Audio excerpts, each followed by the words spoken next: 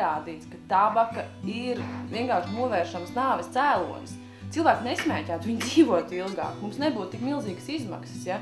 Mums vēži ir top-topā, sirds asinsvadu slimības top-topā, ja?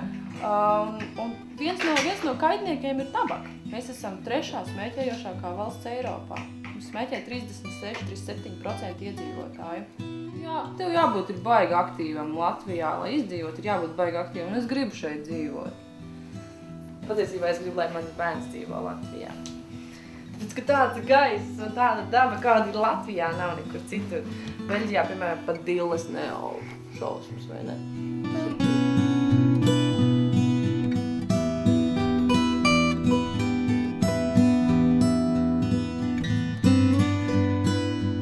Kāds vispār mums uzdrošinās pateikt tā, ko tad tiem, ja? Tie jau nav izārstējami, ja? Mēs labāk ieguldīsim naudu tur, kur var izārstēt. Nu, tad, zinat, tad ir skumji, un tad vispār gribās pagriezties un aiziet un pateikt, par kur mēs, kādā sabiedrībā mēs esam.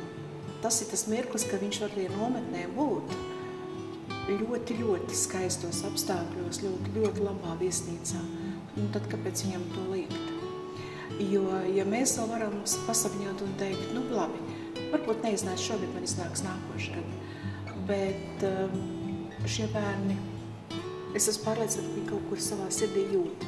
Nu, varbūt man būs nākošais gads, bet varbūt arī nē.